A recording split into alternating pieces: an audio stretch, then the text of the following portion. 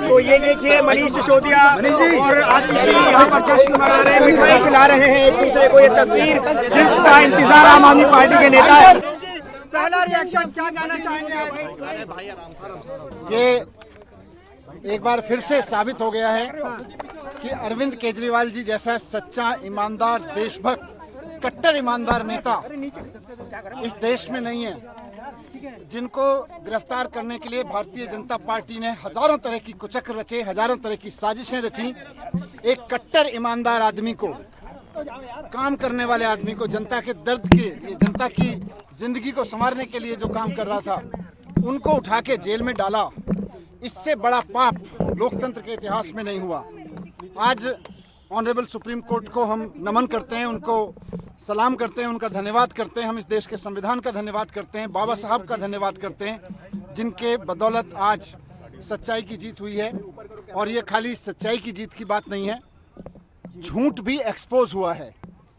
जिस तरह से आज ऑनरेबल सुप्रीम कोर्ट में ऑब्जर्वेशन दी गई, कहा गया कि केजरीवाल जी को ईडी की रिहाई से रोकने के लिए सीबीआई का पूरा गिरफ्तारी का मामला रचा गया।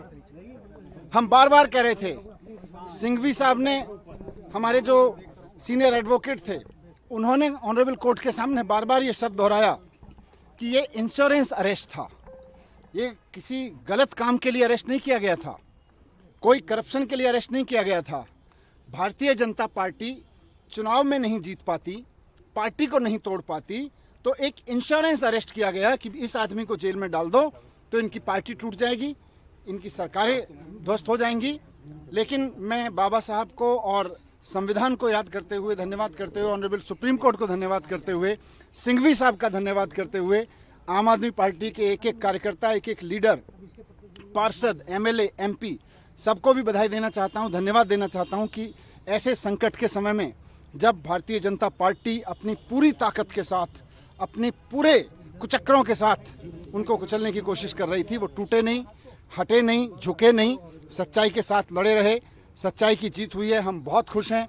आने वाले समय में इससे और सच्चाई के लिए लड़ने वालों को ताकत मिलेगी। बात सिर्फ केजरीवाल जी की नहीं है, जो भी आदमी सच्चाई के लिए लड़ रहा है उसको ताकत मिलेगी। ये हमारे सबके लिए बहुत भावुक पल है। हमारे बड़े भाई, हमारे मित्र, हमारे गुरु केजरीवाल जी, जिनको इस तरह से अंदर डाला गया जेल में, सबके लिए बहुत दुखद क्षण था। एक एक कार्यकर्ता के लिए बहुत दुखद क्षण था। लोग रोए हैं उनके लिए, इस बात के लिए लोग रोए हैं। लोगों ने प्रार्थनाएं की हैं, लोगों ने दुआएं की हैं, उनकी आज दुआएं सफल हुई हैं। मैं उनको भी धन्यवाद करना चाहता हूं, मैं ईश्वर को भी धन्यवाद करता हूं कि उन्होंने हमारी सुनी। अभी पूरी लीगल प्रोसेस होगी। ऑनरेबल सुप्रीम कोर्ट के आदेश के अनुसार जिस तरह का लीगल बॉन्ड वगैरह है, उसके बाद में वहाँ से एक बार सारी फॉर्मेलिटीज़ पूरी होने के बाद में हमारे वकील जैसे हमें निर्देशित करेंगे। फिलहाल हम अभी सभी मित्र लोग, सभी पार्टी के लोग, कुछ लोग मेरे साथ में, हम लोग साथ में थे। अभी हम केजरीवाल जी के घर जाएंगे, उनकी माताजी, जो हम सबकी माताजी हैं, आदरणीय हैं, उनके आशीर्वाद लेंगे, पिताजी का आशीर्वाद लेंगे, भाभी जी के साथ मिलेंगे। अभी हम वहाँ जा रहे हैं। तो ये देखिए मनीष सिसोदिया और आतिशी यहाँ पर जश्न मना रहे हैं, मिठाई खिला रहे हैं एक दूसरे को। ये तस्वीर जिसका इंतजार आम आदमी पार्टी के नेता है एक लंबे समय से कर रहे थे। मनीष जी, क्या कहना चाहेंगे? जिस तरह से पहलू है, बहुत भावुक क्षण है सबके लिए, लेकिन ये सच्चाई की जीत होती है तो उत्साह भी आता है, उत्साह आता है। देखिए मनीष सिसोदिया न्यूज़ 18 इंडिया से बातचीत कर रहे थे। दिल्ली के लोग बहुत बेसब्री से उनका इंतजार कर रहे हैं माननीय मुख्यमंत्री जी का, और दिल्ली के बेटे, दिल्ली के भाई, जिन्होंने दिल्ली के लोगों को तीर्थ यात्रा कराने का काम किया, बुजुर्गों को, जो दिल्ली के लोगों को बिजली, पानी, शिक्षा, स्वास्थ्य देने का काम किया, उनको षड्यंत्र के तहत जेल में रखने का काम भारतीय जनता पार्टी ने किया था, और वो सारे षड्यंत्र को हराने का काम माननीय सर्वोच्च न्यायालय जाएंगे प्रचार के लिए। निश्चित रूप से हर जगह जाएंगे, पूरे देश भर में जाएंगे, जहाँ चुनाव है हर जगह जाएंगे। दिल्ली के लोग बेसब्री से माननीय मुख्यमंत्री जी का इंतजार कर रहे हैं, और जब वो शाम को उनके बीच में हो। सुप्रीम कोर्ट ने आज जो बेल दिया उसमें क्या करना चाहेंगे, क्या क्या कंडीशन लगाया है? सुप्रीम कोर्ट ने दोनों जजेस ने एग्री किया है कि कि मिस्टर केजरीवाल को बेल मिलनी चाहिए। दोनों ने बेल एप्लीकेशन अलाउ कर दी है, दोनों जजेस ने, उन्होंने कहा है कि ही शुड बी आउट।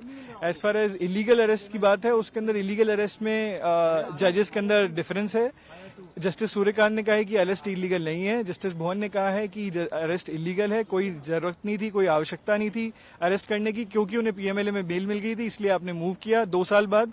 और इस कारण उन्होंने, जस्टिस भुवन ने कहा है कि इनका अरेस्ट भी इलीगल था। So Supreme Court has passed a thumping order saying that Mr. Kejriwal was entitled to bail. He had both the judges have agreed on this point that as far as the bail application is concerned, he was entitled to bail. Now, as far as the arrest is concerned, which is the illegal arrest point, which we had raised in a separate petition, on that there is a divergence of view. One view is taken by Justice Suryakant, where he had said that arrest.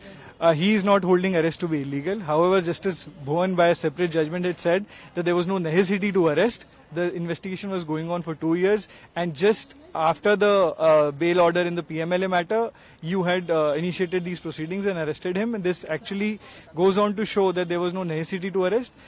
The Justice Bhuvan has also made some serious comments against the CBI, where they said that the CBI should be above board, and he has also again reminded of the same court that CBI should not be a caged parrot, which has been used time and again by the court, Supreme Court, in earlier judgments also.